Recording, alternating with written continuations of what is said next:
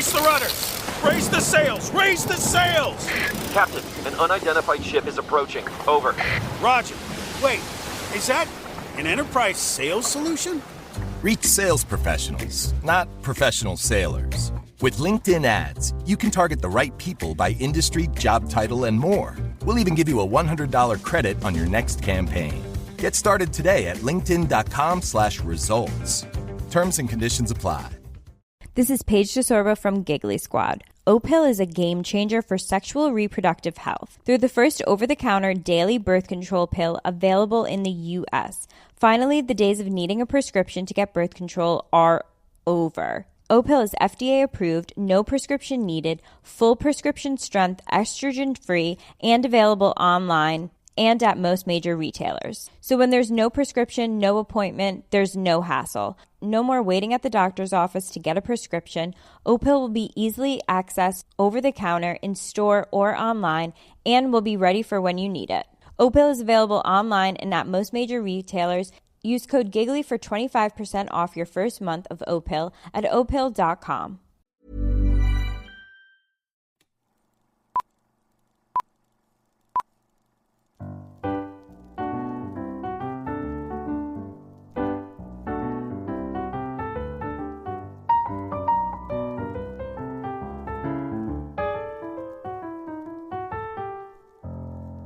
Hello and welcome to Just Films and That, a podcast where we're going to discuss a film that we feel may be underrated, underappreciated, or we just want to talk about it. I'm Josh Hallam and I'm here with Alice Oliver. Alice, how are you? Really well, thank you, Josh. How about yourself? Yeah, I'm very good, thank you. We're joined today by a very special guest. He's a DJ, he's a podcaster, he's a writer, he's an illustrator. Andy Bush, how are you? Guys, I'm good. Thanks for having me on. I appreciate it. Well, you're very welcome. It's great to have you on. So we always start with a completely random question. It's nothing to do with films. So I'll ask Alice first. So then we'll come to you.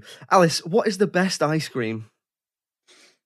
So are we talking like standard flavors? So like strawberry, vanilla, chocolate, or are we thinking like Ben and Jerry's, all those mad concoctions, that kind of thing? Because if we are, then you know the ones where they've got the core in the middle and you've got like this dense, sticky, sugary, just like, core running through the middle. They are unbelievable. About 1,000 calories a tub or whatever, but I neck one of them like just on my own. I love the Ben and Jerry stuff. But if you're just going for like standard, I don't mind a bit of vanilla. Like a vanilla done really well though, like top-notch vanilla is It's a classic. It's a classic. Soft scoop or whipped? Oh, whipped, I reckon, if that's the choice, yeah. God's sake. Oh, you know. It's scoops only. It is scoops only. That's the rule. Scoop, flake, and sauce. I'm not having any of this 90% air.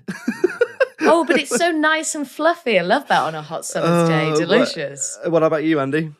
For me, it's a screwball. Remember the screwballs? Oh, yeah. From the olden days? Yeah, yeah. You used to wear like a bit of a maverick ice cream, but you got like a plastic cone, bit of chewing gum in the bottom that, you could choke on, which is nice as a kid.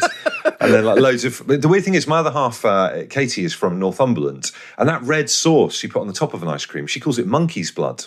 What? Which is like a weird northeast thing. They call it monkey's blood. And it's just like, what they call it up there.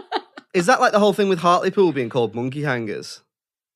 Well, I mean, obviously, yeah. I don't know if I don't know if the story is true, but apparently, yeah, they thought it was a sort of French spy. Yeah, that's what I heard. And hanged it because it was in military costume because it was like a boat's mascot during whatever war it was. And so they've got that on their case. But whether that's got any link to do with the ice cream industry, I don't know. But I've always been perturbed by the fact that in the Northeast they call it monkey's blood. Yeah, that could put you off after a meal, couldn't it? Would you like some monkey's blood? Be like, pass. I'm all right. Yeah, just have a coffee. Just have a coffee. Josh, what's yours? I do like Ben and Jerry's, but if you're talking about like a cone on a hot day, I don't know if this is controversial or not, but I think the best, most refreshing is mint choc chip.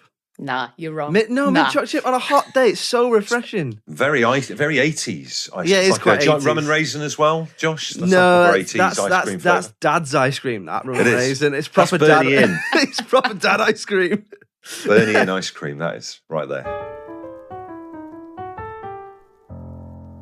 Okay, so we'll move on to talking about this week's film, which Andy's picked, which is Duel, which I think is from 1971. So obviously it's a 50-year-old film, but still spoiler warnings if you've not seen it. So Andy, what's it about and why did you pick it? Do you think it's underseen or underrated? Do you know what? For me, I still think it's one of my favourite films of all time. I'm quite hard on films. Like I probably hate 2/3 of everything I watch or see or whatever. So for a film to be like, to resonate with me and I think, oh, that's good. It has a special place in my heart, and it's a weird movie. I watched it a couple of times before realizing it was Steven Spielberg's, like I think first film, or like one of his first couple of films or something like that. And it's nothing like what you would expect a Spielberg movie to be like at all. And it kind of reminds me of like an extended Twilight Zone episode. I'm a big fan of the Twilight Zone and all that kind of stuff, like short stories, Stephen King things, and it's just a weird, strange story about a guy. I think his name is David Mann. He's played by Dennis Weaver, who has got to get to a business meeting across a desert. It's, do the old school American thing of driving for ages. Like, that's a seminal part of a lot of great American movies in the 80s, is a big drive to something. But he's like proper kind of angry businessman, needs to get to this meeting as quickly as he possibly can, doesn't want to be delayed or late. And then he has this little driving incident with a lorry, kind of quite a scary big lorry with a tanker and stuff on the back. And then, because obviously it's just one Roadrunner style road going through this desert, wherever it is in the south of America, and this lorry tries to come back and run him off the road and kill him. And they have this kind of weird. What I love about it, there's hardly any dialogue in it, apart from his kind of inner monologue, Dennis Weaver's inner monologue about slowly getting more and more disturbed about the identity of the driver and what's he trying to do and that kind of thing. So it's like him pulling up at different truckers' cafes and trying to work out who the trucker is from the cut of his cowboy boots and all that kind of stuff as well. I just think it's just a great film. I'll come to you in a second, Alice. I loved it. It was not what I was expecting. I think I had heard of it. I think I've seen it parodied and stuff before. That whole idea. I don't know if it might be wrong. It feels like sort of thing that The Simpsons would do a Treehouse of Horror around that sort of thing. So I don't know if it has been done, but I loved it. But I'd never seen it before. Alice, had you seen it before? I had seen it, but when I was very, very young, for some reason, it was like one of the first films that my dad decided to show us. It was like that and Terminator 2. Good man. But, good dadding there. That's great. What a day that must have been. Oh, yeah, no. And then Alien, which just like haunted me for years. But yeah, so I had seen it and I absolutely remembered what it was about. I remembered that it was Spielberg's like first feature. But this was the first time I'd sort of rewatched it as an adult, and that I was just writing so many notes. This was probably the most amount of notes that I've ever written about a film, and I couldn't even fit everything into my likes section. It was just such a unique viewing experience, I felt. And like you said, Andy, because the script is so short, like it must have only been like a few pages long, the camera is doing all the heavy lifting. Like the array of shots that you get in there is just fantastic. And the cutting between the shots is what's telling the story, as well as obviously just a brilliant performance by our main man. And it was just, I don't know, it was just unique, I think. Like, and I know I already said that, but you just don't find like films like that, and films that just rely so heavily on your ability to create a story without using words. And I just thought that was great. It's a really simple concept. I think for me as well, I'm a big fan of Bryan Cranston. We've just been watching Your Honor recently, which is a good thing on Sky Atlantic, and I think he plays that kind of straight guy on the edge and everything falling apart despite his best efforts really, really well. That kind of sweaty stress thing, and that's what I think Dennis Weaver did so well in that movie, is play your average businessman who's normally got... There's undercurrents of falling down with Michael Douglas in it, I think, a little bit as well, in terms of, you can imagine, he normally has his life very set and organised and under control. And then there's this element of being thrown into, this kind of absolute panic by something that he hadn't planned for. And you get that with Breaking Bad, you get that, like I say, with Falling Down and Michael Douglas, and you certainly get that kind of sense from Dennis Weaver, where it's almost slightly asphyxiating, the whole movie. You get this kind of heartbeat pound through it, and just the way that suddenly everybody is rendered like suspect or suspicious in it, and he tries to read into what people are doing. And a lot of the times, it's a great mechanism in movies, isn't it, to make you think that someone is the villain. Particularly that seminal scene in the film where he walks into the truckers' cafe and there's a load of truckers eating their late breakfast with their backs to him and pots of coffee, and that kind of classic American diner scene. And he's trying to work out, while sitting in a booth and sweating, which one of them is the trucker that's driving the van that's parked out the front. And the guy that he's convinced, because he goes through this kind of dream sequence of walking up to them and having a go at the guy 2 or 3 different times. And the bloke that he thinks is definitely the bad guy gets up, walks out and drives off in a different truck, which means the other guy's still in there. And it's just a great bit of film. I loved that scene. I really loved that scene. And you really understand sort of his fear and his vulnerability in those moments, because when he's imagining going up to these guys, so first of all, like trying to look at their shoes and stuff to identify them, and it's like, nah, they're all wearing the same shoes, that ain't gonna work. And then he's imagining going up to him and he's like, oh, excuse me, mister, I'm so sorry that I did this and all that. And you just get a sense of him just like being so afraid. But then later, when he eventually does actually confront the person who he thinks it is, he just totally does it the wrong way. Like he's just like, I know what you're doing. And it's like, no, now you seem like a complete lunatic. Like, this is not the way to do it. But just so many great moments from him, I thought. It's a very good everyman, isn't he? Like you say, he could be anyone. And the fact that as the film goes on, they build up this great tension without any dialogue. And I think that they do it with, like you say, these camera shots, the music. But they also do it by, I think it's really interesting that they offset it all against this really isolated place. So that helps you feel like, oh, he's so alone, like you said, with the cafe, and he's constantly it's just shots of his face, or you can hear his inner monologue and that sort of thing. And as it goes on, it gets more and more frenzied and more paranoid.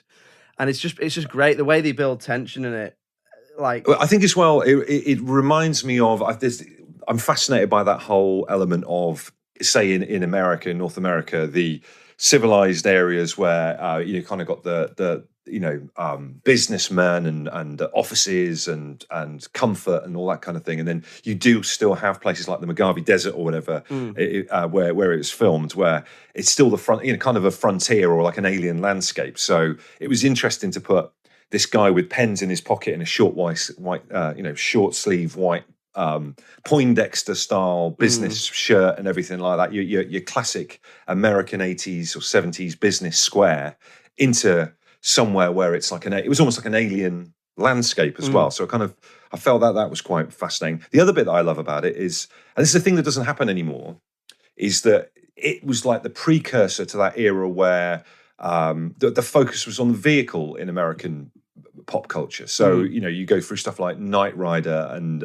Street Hawk and Smokey and the Bandit. Yeah, I was going to say. And that's kind of like, there was a big thing in American culture where the car was the star, and then the people in them were just, they were like secondary in the story.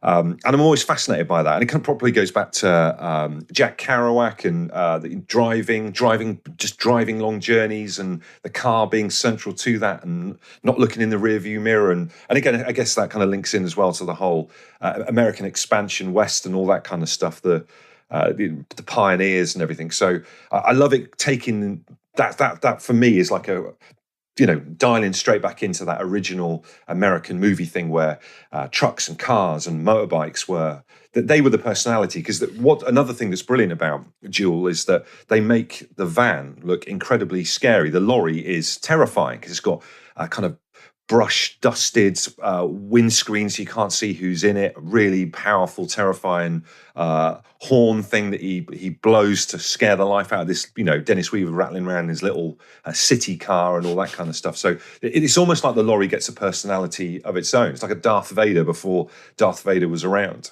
Oh, absolutely, yeah. And so there's some moments where the framing of the lorry is just fabulous. So there's one moment where I think he comes out the bathroom when he stops at the first diner and he sees the lorry outside, and there's just this dread that falls on him. And it just reminds me of the we're going to need a bigger boat moment from Jaws. And then similar as well when he's sort of getting stuck with that school bus on the side of the road. And then you just cut to this shot of this tunnel. and then the lorry just creeps past around the corner, and it's terrifying. And you're like, why am I scared of this truck? But he just does such a brilliant job. Just harking back quickly to what we were saying about the landscape. The landscape is such a huge part of it, I think, and kind of really great at conjuring that feeling of isolation. Really reminded me of Tremors. Andy, I don't know if you've seen that, but yes, that's great film. like, oh yeah, brilliant. I love it. We did that on the podcast a few months ago. One of my faves. And they're so isolated, and that is part of the fear building and the tension building, is that it's like, if you need help, there's not really anywhere you can go, is there? Yeah. Just brilliant. No, so many different techniques. Well, it reminded me of, like, you read a lot of stuff about those kind of like encampments trying to move through places like those deserts, and they felt like a sitting target and all that kind of stuff, back to those early days of the kind of clashes between Native Americans and the first American settlers and all that kind of thing. So it kind of reminded me of that. He feels completely helpless, and his car is just not equipped to deal with that situation, and he's just being kind of rammed off the road by this juggernaut, this otherworldly thing. It's like an alien. It's that alien hunter, predator, and prey type situation that works so well in movies. It's that idea, isn't it, that the truck is this unstoppable object, and all the while, I think it starts off you're waiting to see who's driving the truck, who's the driver, and then as it goes on, you're like, don't matter.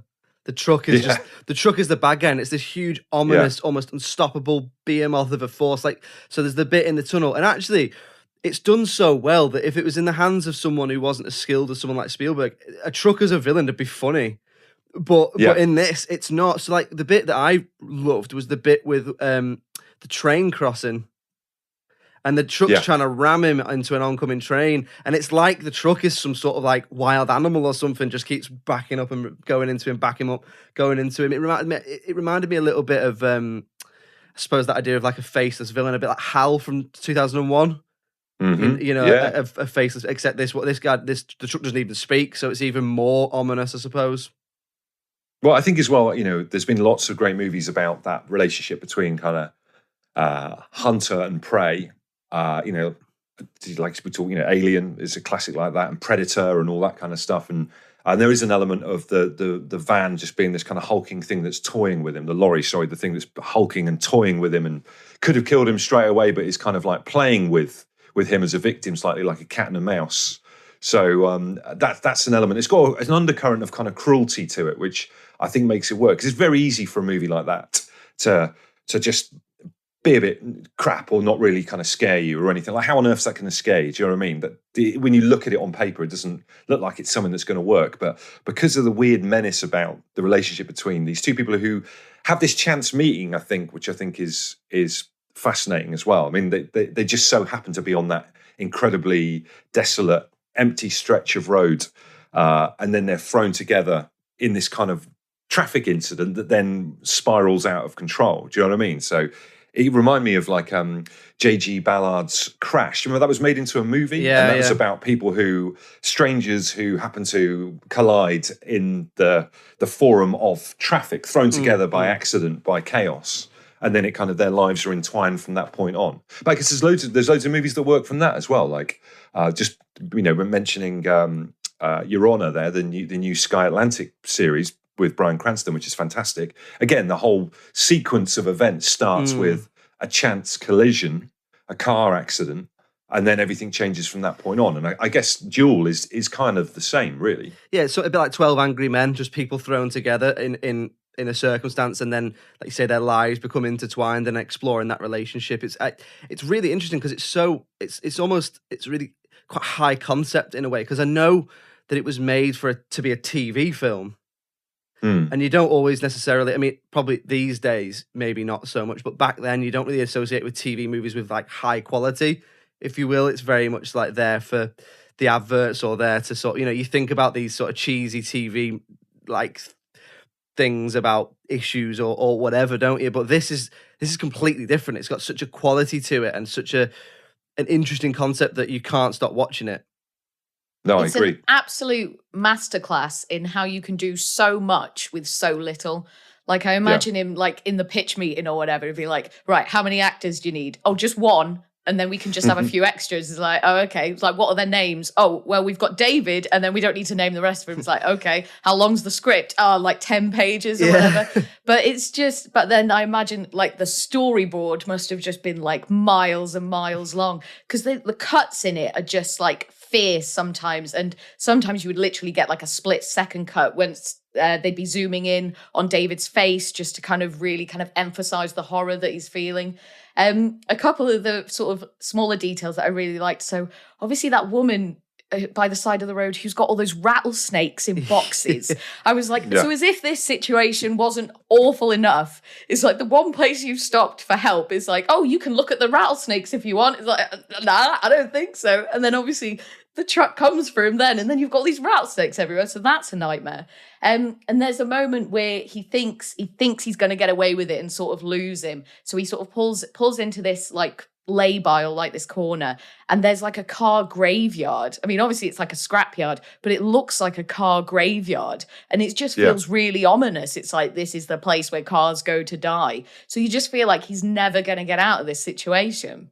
Yeah, it's like a nightmare version of that Disney Pixar thing, Cars, isn't it? You know what I mean? It's like a really scary version of that. But, you know, going back to the snakes thing, that's why I do think there is an element of that undercurrent of like voodoo spirituality type thing with it, in that he for me, Dennis Weaver's character is the classic square businessman from the coast, white collar guy, modern society, that kind of thing, and just being dropped back into that, you know, that kind of outlaw territory where it is still kind of rattlesnakes, strange potions, wolves howling, in the stars and all that kind of thing, and he's just completely at odds. I also love the element of it, which I think connects in with another kind of great tradition in American 80s movies, which is the, you know, business person trying to get to somewhere and everything falling apart. So like Planes, Trains and Automobiles and all those other movies where whether someone's trying to get back for Christmas or something like that, there's always that thing that works so well in American movies where you've got a straight-laced guy who has this nightmare of a journey, and particularly the bit where he's kind of like sobbing, laughing and crying when at the very end of the movie when it's resolved. You do feel like he's kind of at the very end of his tether and he's never going to be the same again. It's funny how you can take such a simple idea of someone trying to get somewhere and play it for almost any genre, isn't it? It's like you could do it with this, make it a sort of thriller, you can make it a comedy, you can make it a drama. Yeah. It's such a simple idea that's been done so many times, but I thought it was really interesting with this to see it done a way I've never seen before. Well, there was an argument going on Twitter the other day about whether Alien is a horror movie or a science fiction movie. And there's like loads of kind of, you know, people giving their penny's worth one way or the other about it. I mean, you could say that Duel has elements of horror about it as well. That, you know, what makes a horror movie? That's the thing. You know, is Alien a science fiction movie or is it a horror movie? I would kind of say it was more down the horror route, and I'd say that Duel is slightly in the same category where you've got this kind of breathless nightmare. I mean, that's the other thing with it, that kind of slow treacle, I can't escape nightmare kind of vibe to it. Alien's got exactly the same. The irony is with it is in Alien, they're trapped on this kind of claustrophobic Nostradamus ship or whatever and can't escape.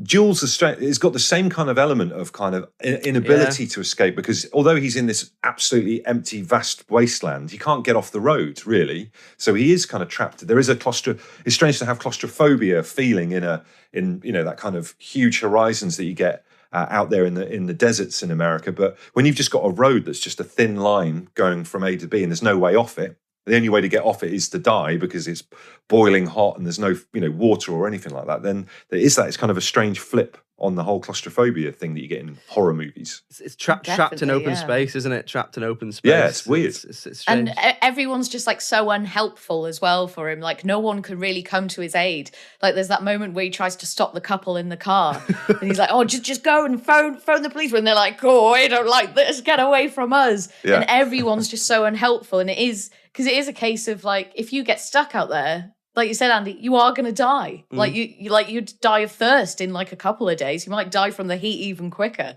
But really interesting. We drove I did a year over in America for university, and we drove from New Orleans to Los Angeles. So it was like a 4-day drive, and we went through like Tombstone, Arizona, all these kind of places that were pretty much portrayed in Duel. And we broke down because it was one of those ones where you drive, you pick up someone's car for them and you drive it to where they needed to be driven and drop it off. So you get to use the car, but at the same time they get their car driven somewhere. And this car just broke down. We broke down on a highway just like the one in the movie. And we just had to wait by the side of the road with like buzzards circling above our heads and stuff like that. And it's terrifying. It's really weird because it's like it looks so amazing, but I think the environment is the hostile element in that, and I think that's one of the things that you get in Duel, really. And also, I always think whenever I watch it, I always think that Dennis Weaver's character reminds me of America in the future for them, going back and asking for help from America in the past, and it's always like. I always feel like the old-fashioned, rugged frontiersman American refuses to have anything to do with him because I think they almost like it's almost slightly painting the modern American, mollycoddled, has everything provided for him, doesn't have to kind of live on his nerves anymore. In slightly a bad light. It's just like a weird meeting of the past and the present, I think. He does just stick out like a sore thumb as well, doesn't he? Because that car is so shiny. Like, it's so shiny, bright red. It's like, you don't have to look at that for a second to know this guy doesn't belong here. Yeah, totally. It's interesting you say that about the American frontier thing, because I was interested to know, what do you think there's a message to the film? Because I very much thought it was about like it's that sort of thing, like almost a weird comment on. I mean, it's probably just there to entertain. Obviously, we taking that aside, I think there's a message there, maybe about like toxic masculinity. That whole idea about overtaking, and it's like battling for and it's like it's just a bit. If you actually look at that idea, I'm going to overtake you. It's just a bit pathetic, isn't it? But it happens. It does happen. You get people, and it for whatever reason, when you get behind the car, it's like. You should become angry or you become competitive. I don't know what it is, but what do you think the message of the film is? Do you think there is one? Well, yeah. I mean, I think for me, I'm a big believer in it being kind of a strange, like I say, how America is at that point. That snapshot in the early 70s, in terms of how people had got and lazy, and everything's provided.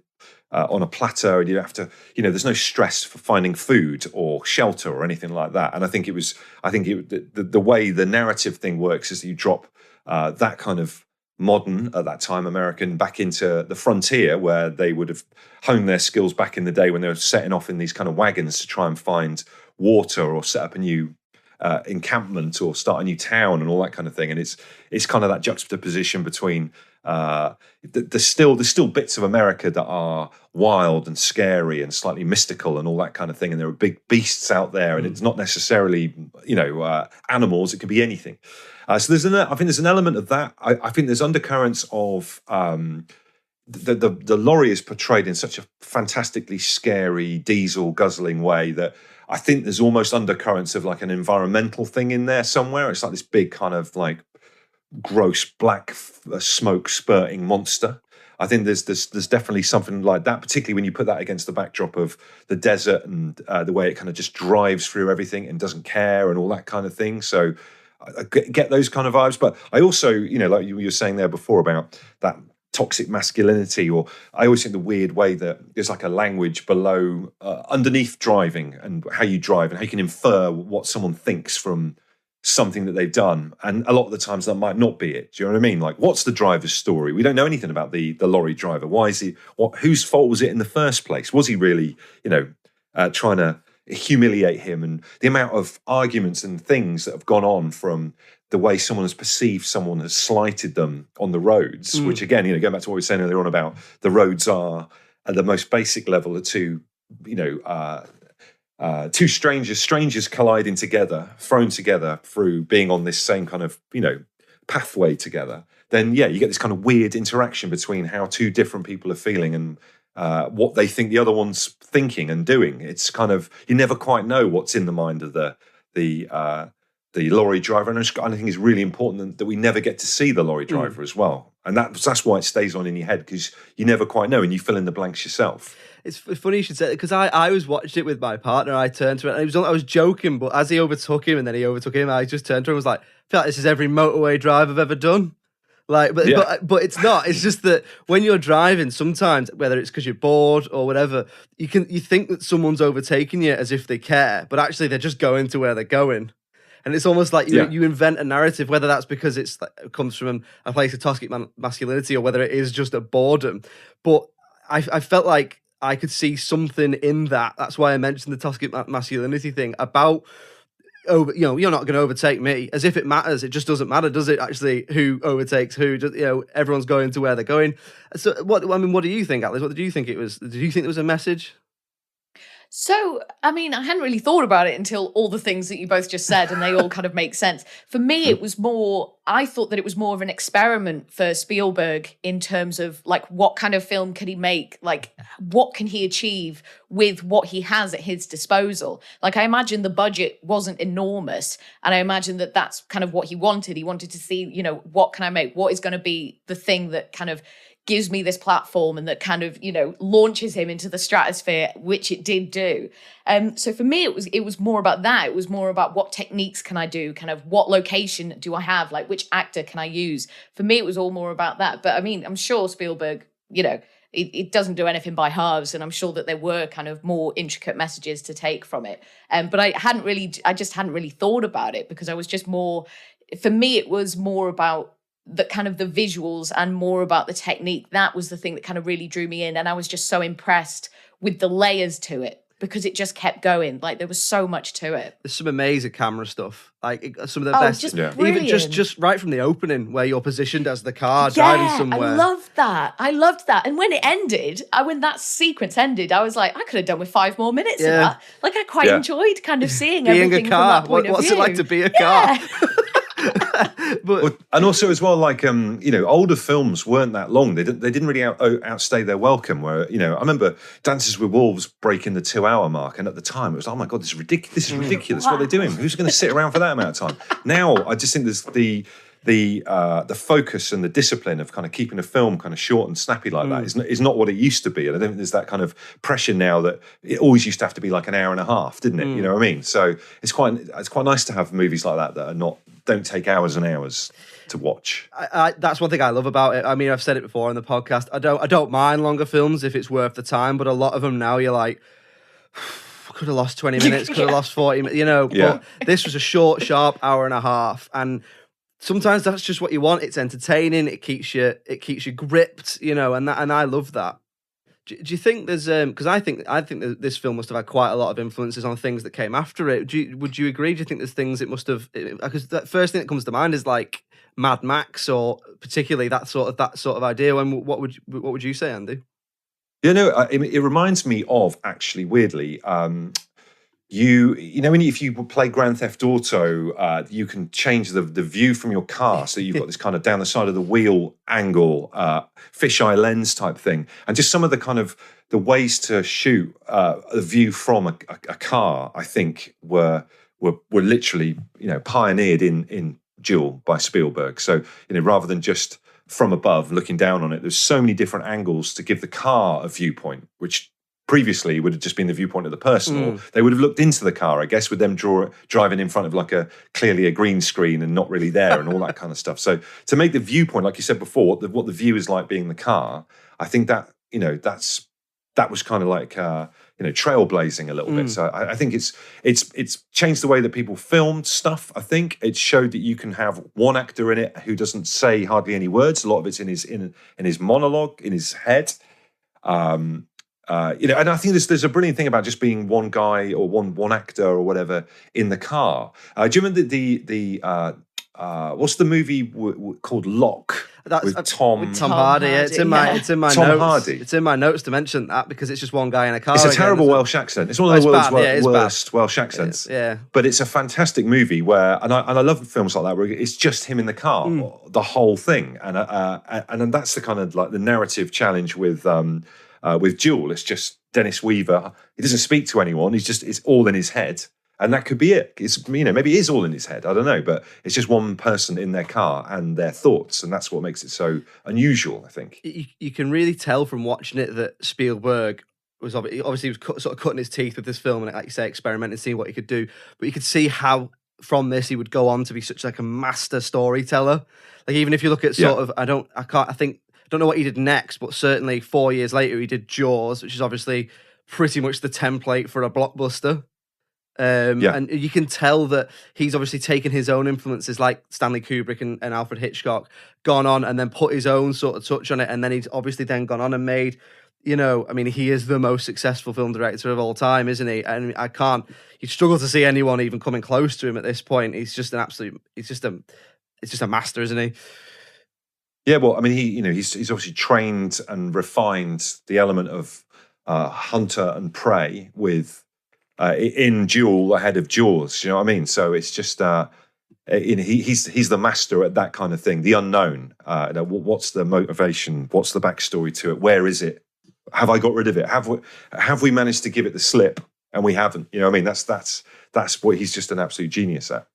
And also making something seem like it has evil intentions when it couldn't possibly. Like a truck, obviously not sentient, has no evil intentions towards you, and you don't see the driver, so he just isn't really a part of it at all. And same with the shark in Jaws. Like obviously sharks aren't malicious; they're just eating things that are in their way. But they make out like the shark it's there for them and it's hunting you and it wants you to die. It's the bad guy. Yeah, brilliant. I saw so many similarities between this and Jaws in just kind of the way that you build something without really, like something that is just completely detached from you, usually like a truck or like a shark. It's not a guy with a knife or it's not a guy in a Jason mask or whatever. It's like this, it's this thing that like isolated isn't really horrifying at all, but he's found a way to just make it like the most horrifying thing ever. It was just so good.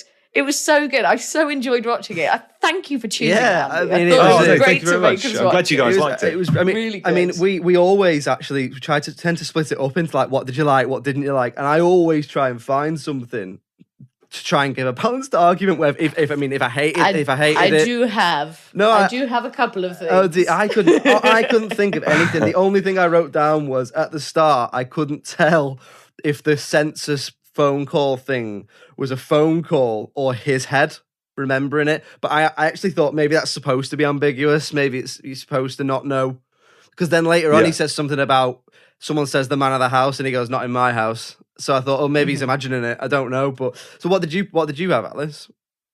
So there were some parts of the internal monologue that I wasn't into. Like I thought some of it really worked, and then other times I was like, we could not be having this monologue right now and it would still be impactful. Like there were just times where I didn't think it was necessary. Some of the music I thought just didn't really match. And I was like, oh, this feels like it belongs in another film. But then other times the music would be really good and would really work with it. So it was just weird that it would just kind of chop and change. Those were literally the only two things. But there was something I wanted to ask you both, because I must have just missed this. I must have been writing a note or something and I just had my head down too long and I didn't know. But so he seems to be getting himself intentionally stuck to that school bus, right? He's bobbing into the school bus and he's trying to get... Why is he doing that? Why is he trying to get stuck to the school bus? Because it would save him. Do you think that because if he's stuck to a school bus, the guy's not going to run over a load of kids, maybe? Okay. Yeah, like a shield. Yeah. It's just. I think the thing that Dennis Weaver does so well in the movie is he's not completely likable, which is quite good. So you side with him, but he's not a totally likable character. David Mann, his character in the film. So there's just something about. That's why it works there. That's why, going back to Falling Down with Michael Douglas, you've got that kind of classic stressed out businessman that you see trying to get from A to B because they're running late. It's not going for them. It's taking them and putting them into that kind of personal disaster situation, seeing how they cope. And you're right. It does it so well, like you said, because he isn't particularly, he's not likable, but he's not likable. He's just sort of there to be like a personification of everyone who's stressed and trying to get somewhere in a way, I guess. I mean, is there anything you would change about it? No, it's for me. I just think it's the perfect film. It's the perfect length. I'm really happy with the ending. I was saying only the other day, actually, I think ending things is a forgotten art in movie and TV shows. I think people know how to end stuff properly. And I think a lot of the times, from a TV perspective, they always have to keep the door open for a second series. You never get any kind of closure on anything properly. That's why I love Breaking Bad, because it seemed to be start, middle, and end. You know what I mean? And it wasn't compromised as a result. Ending things is a lost art in a way, in many ways. I think there are things that you say, because it's always, I suppose, because at the end of the day, it is a business, it's about money. So it is like, well, what if people want to come back? That, that sort of thing. And I think you're right, but because I know, back to what you were saying, Alice, especially with the inner monologue, I believe that there was a little bit of sort of suggestion from the studio or the backers or whatever, things like, I think he's got to have some dialogue in there, because I think originally they were like, no dialogue.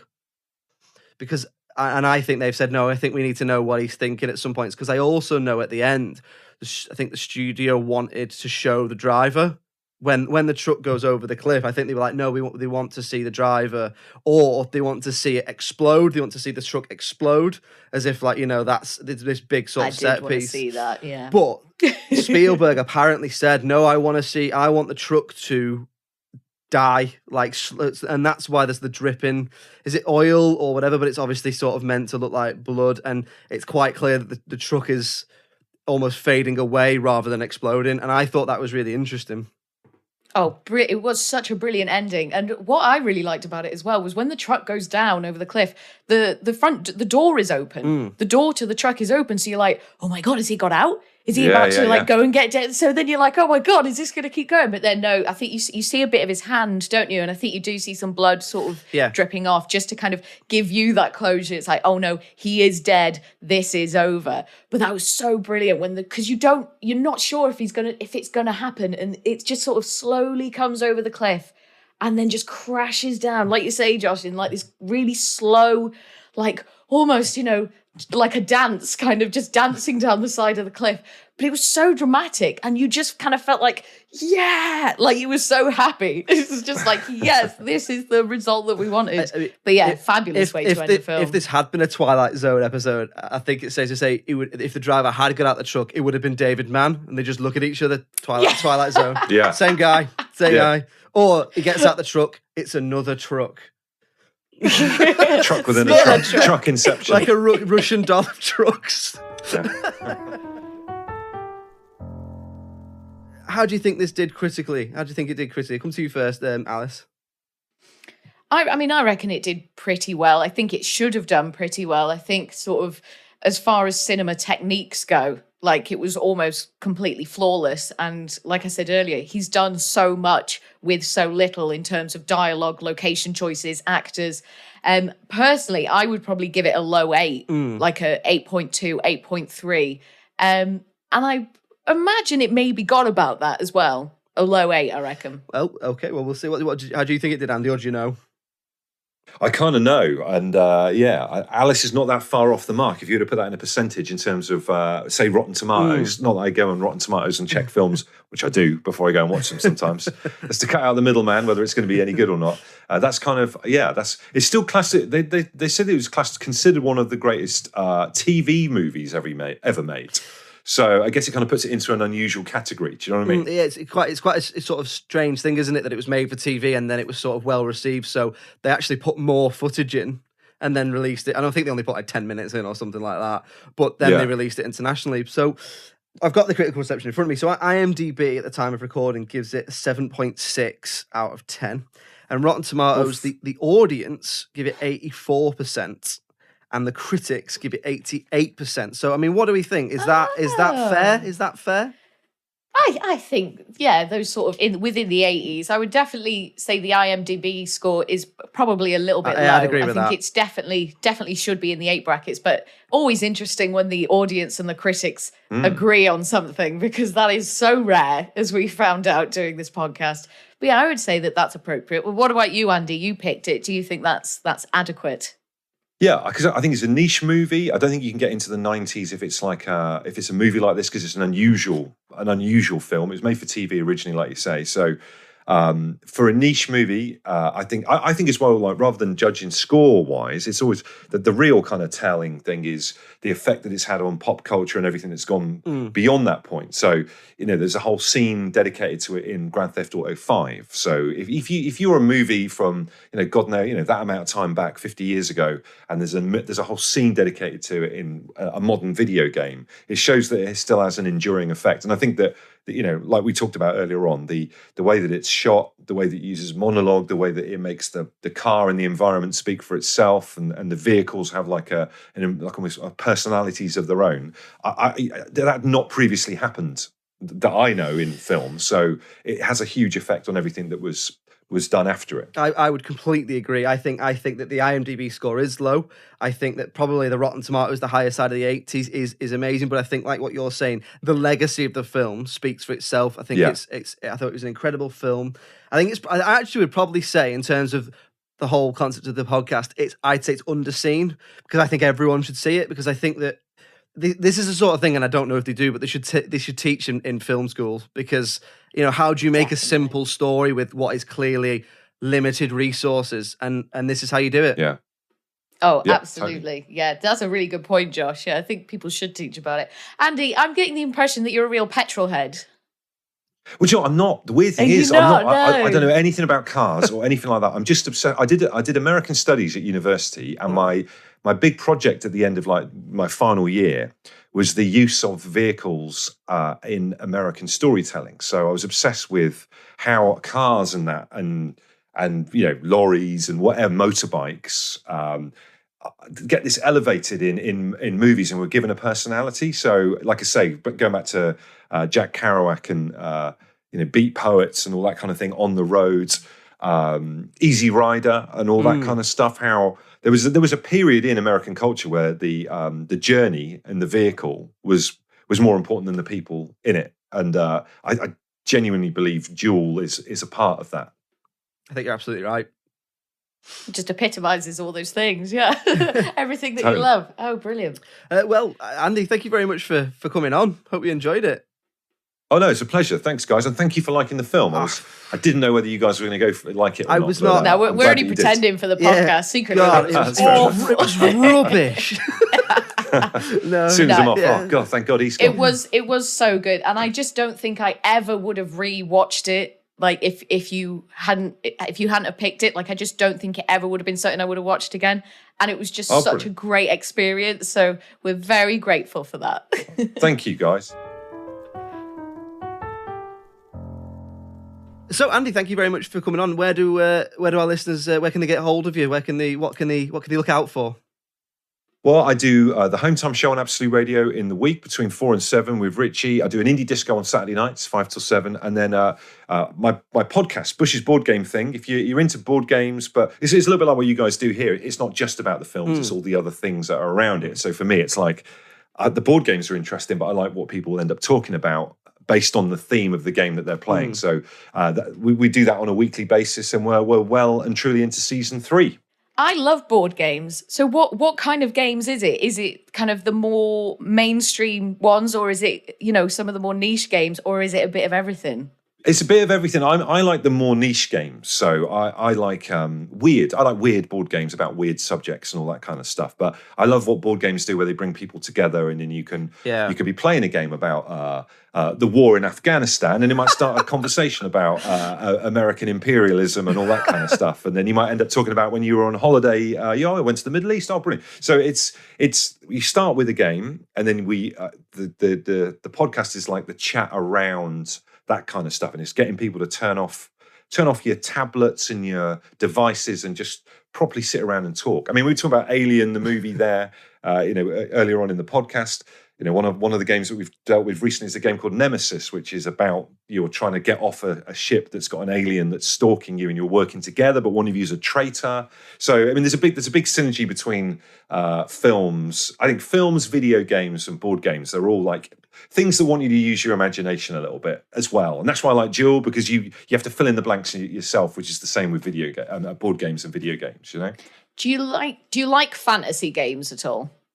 Yeah, I love fantasy games. I mean, I started off playing Dungeons and Dragons and stuff when I was a kid. I even though there was a long period of time where people used to take the mickey out of role playing and all that kind of stuff, I still credit it for giving me an imagination and being creative. And that's what I use day to day now in my job when I'm trying to think of things in an alternative way, thinking on your feet and creating brilliant stories together when you play stuff like Warhammer or Dungeons and Dragons. I think it's great. And suddenly it only took Stranger Things to make it cool again. Do you know what I mean? So it's that shared immersive experience, isn't it? Because Alice, I mean, I hope you don't mind me saying this, but didn't you say before we start recording you've got a 4-hour Dungeons and Dragons game after we record this?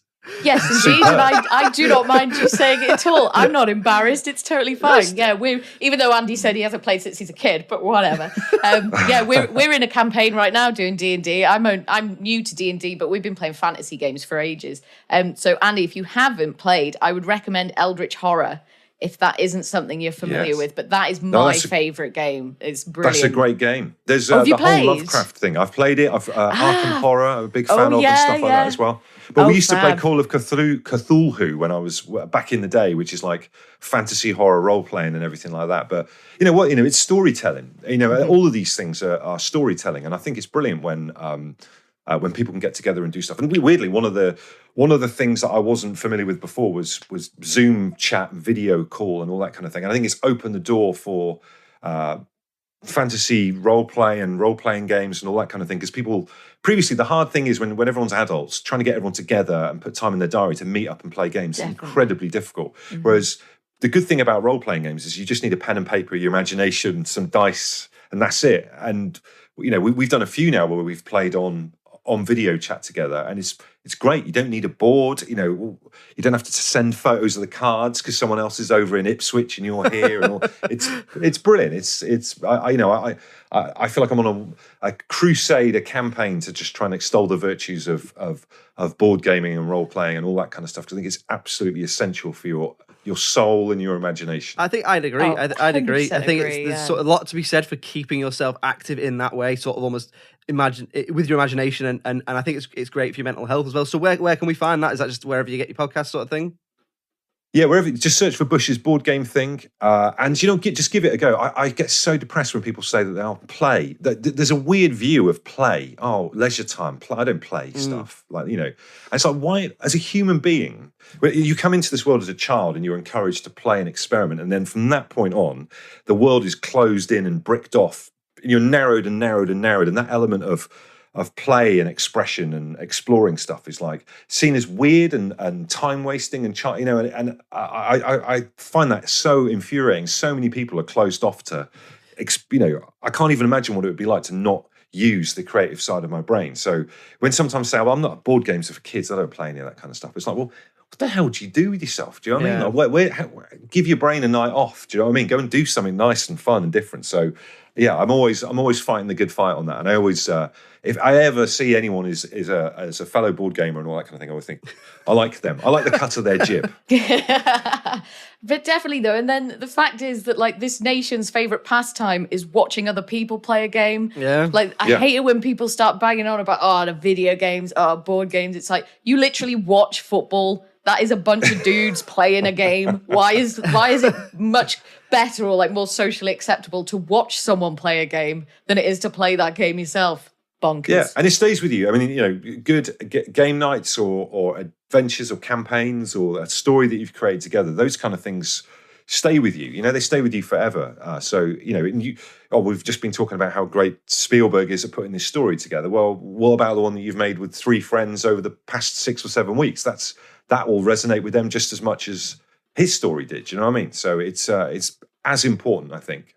I think you're absolutely right. I think that's a really, really good point. So we'll make sure to point everyone who's listening in the direction of your podcast, but also, listen to what he's saying.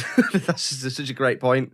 Thank you, man. Yeah, give your brain, when people open the back door of their car and they're on the beach and the dog shoots out and it just goes as a run. Let's give your brain a bit of that. So there we go, another episode in the bag. Thanks very much for Andy for coming on. I thought he was a fantastic guest. I thought it was an amazing film choice. Thought it was really interesting to talk to him about that and board games and all the other stuff we got into. We'll have another episode for you next week. If in the meantime you'd like to get in touch with us, it's filmsandthatpod@gmail.com. And then we're at Just Films and That on all your social medias, your Twitters, your Facebooks, your Instagrams, and the website is justfilmsandthatpod.com. Alice, thanks very much for joining me as ever. Josh, always a pleasure. Thank you. And it's goodbye from me. See you next week. Cheerio. Bye.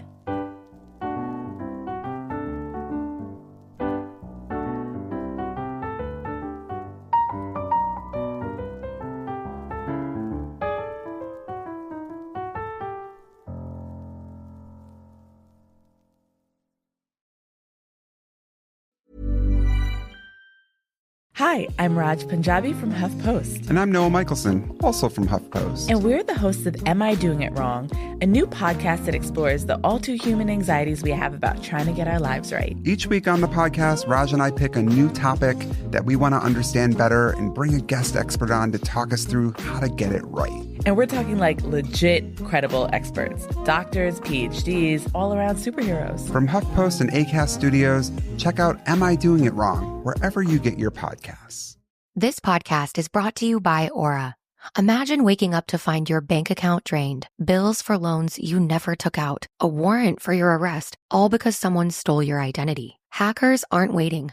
Why are you? That's why we're thrilled to partner with Aura. Your personal data is a goldmine for hackers, and Aura helps lock it down. Aura monitors the dark web, blocks data brokers from selling your information, includes a VPN for private browsing, and a password manager to secure your accounts before criminals break in. For a limited time, Aura is offering our listeners a 14-day free trial plus a dark web scan to check if your personal information has been leaked, all for free at aura.com/safety. That's aura.com/safety to sign up and start protecting yourself and your loved ones. That's AURA.com/safety. Terms apply. Check the site for details.